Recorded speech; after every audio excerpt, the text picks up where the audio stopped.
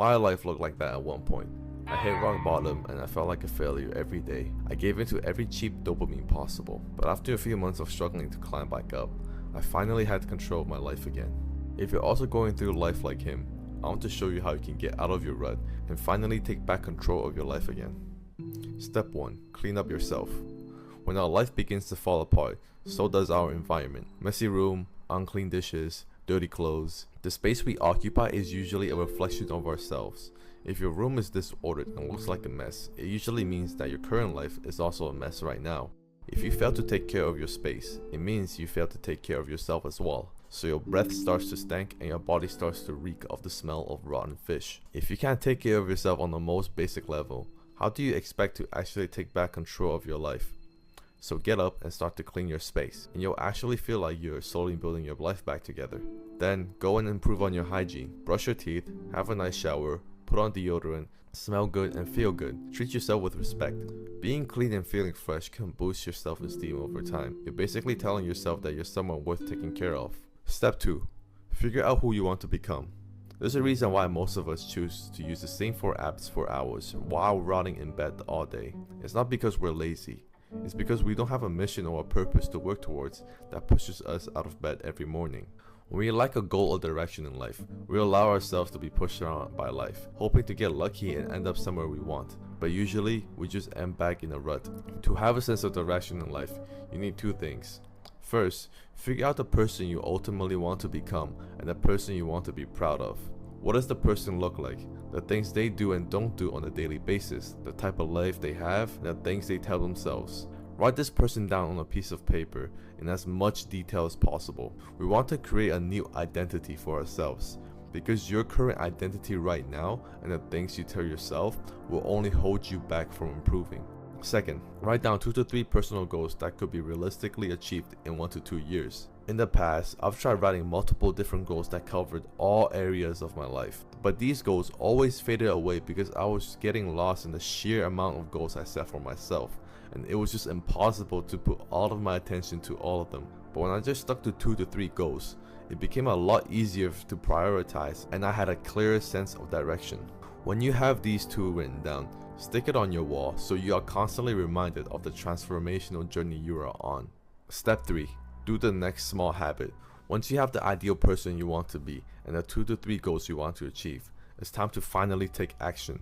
You need to ask yourself, what is the next smallest habit you can build that will move you closer to your goals and the person you want to be? The reason we want to take small steps is because we want this process to be as easy and as painless as possible. Most people fail to take action because all they think about is the long and grueling journey up ahead. They try to eliminate all the bad habits at once and flood their days with hard productive tasks, but they just end up getting burnt out and giving up. Trust me, I've been there before. Instead, just focus on the next 1 to 2 small habits you need to build. For example, if you want to become a more productive person, try setting an alarm and waking up just 30 minutes earlier than usual, and also not looking at your phone for the first 30 minutes of your day. Once those 2 become a habit, figure out the next habit you need to build in order to get closer to your identity and your goal. Then rinse and repeat. Step 4. Structure your day. When your days are not structured and you don't have a schedule to follow, you'll be stuck wondering what you should do at every minute, constantly making decisions on whether you should go do something productive or go binge on Netflix. But when your day is structured and when you have a schedule to follow, it's a lot easier to stay on track and you have more control over your life because you'll know what you should be doing at each exact moment. At first, you don't have to go military style and plan a crazy strict schedule. For now, just start by writing down 3 tasks you want to complete each day that move you closer to your goals. Write it somewhere where you can physically see and check it off, because the act of finishing and checking off a task gives you a sense of accomplishment and helps you feel like you've won the day.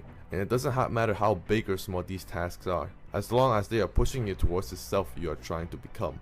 Once you get the ball rolling more, you can then start actually creating a schedule for yourself. Step 5. Move your body. Wouldn't you agree that life would be better if we all had a magical pill that could improve your mental clarity, prolong your lifespan, improve your mental and physical energy, increase your overall mood and outlook on life, improve your sleep, and increase your physical attractiveness? Well, that pill is actually real, and it's called exercise. Our human body is built for movement, not sitting on the couch all day. Just like brushing your teeth, exercise should be a non-negotiable part of your daily routine. So pick up those dumbbells, lace up your sneakers, and get your heart pumping. Embrace the movement your body was made for. Step 6. Do what you said you would do.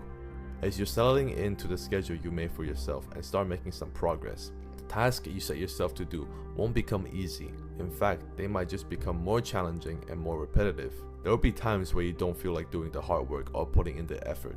This is where many people get stuck, eventually losing their momentum and slowly slipping back into their old habits. To overcome this, you have to be disciplined and commit to completing the task you set for yourself, even when you don't feel like doing them. How much you put into this world is how much you will get out of it.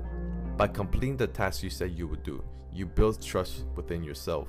As you trust yourself more, your confidence in yourself grows alongside, making you more likely to reach your goals and less likely to give up. Step 7. Consistency. There will be times when your past bad habits creep back in, and some days you will fall off track.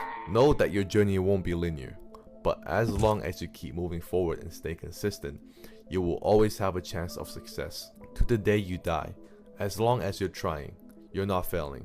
You only become a failure if you stop trying. That means it is impossible to fail if you keep trying every day. Nothing is impossible. Impossible literally reads, I'm possible.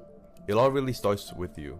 This is your life. You gotta live it the way you want to. You can achieve anything you put your mind to, but it all starts with you. You are the person in control. People can help you, people can boost you, but if you do nothing for you, nothing is going to change.